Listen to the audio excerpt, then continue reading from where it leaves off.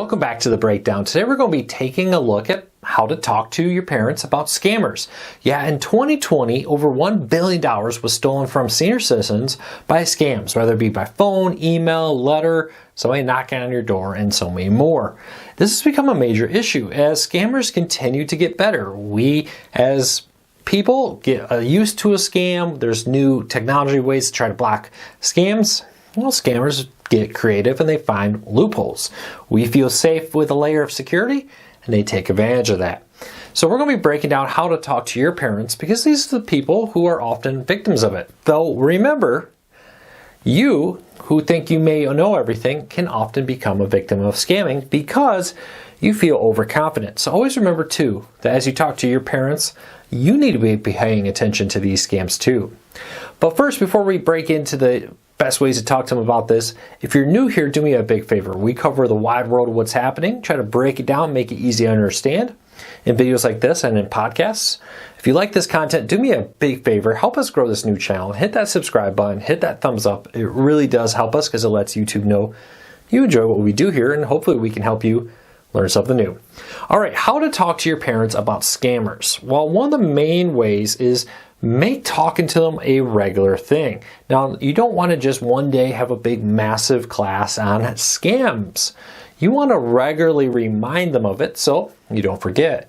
Like many companies, military and more, regular training is an important part of what they do because over time your skills get dull. Over time you let your guard down with scammers and that's when they strike.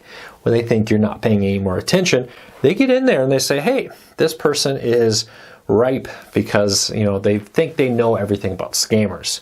So keep that in mind. So consider as a new scam pops up in the news, maybe print that out, bring it in. Hey, mom, dad, here's a scam that's been going around recently.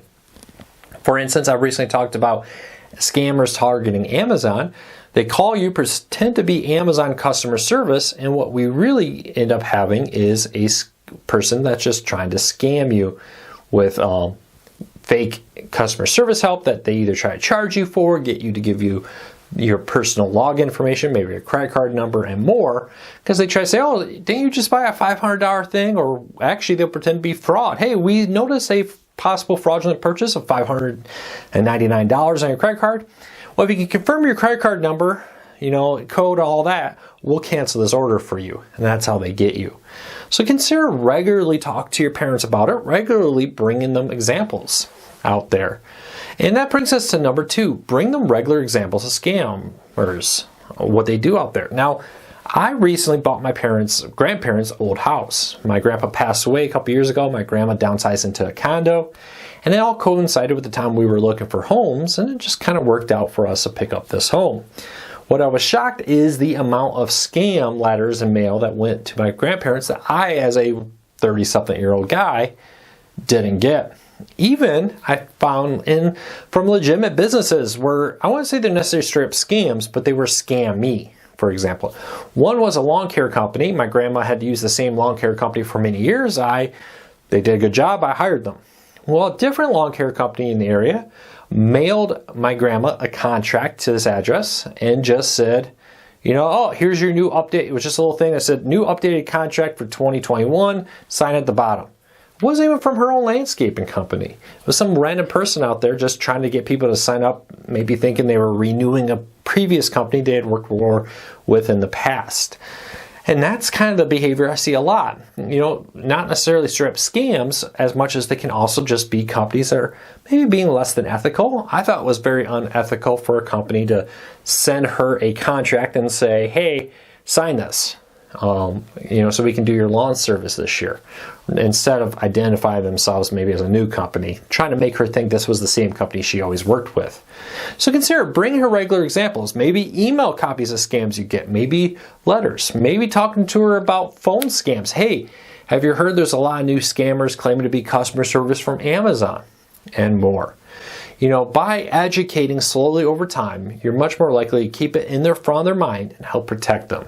Because senior citizens are often some of the people who can least afford to actually be scammed. We all joke about the senior citizens with all the money, but often many senior citizens, even ones who had a good income going through life, find themselves on fixed income where they need to carefully budget out what they make, or what they spend, I should say, so they don't outspend what they'll have in money going forward in life.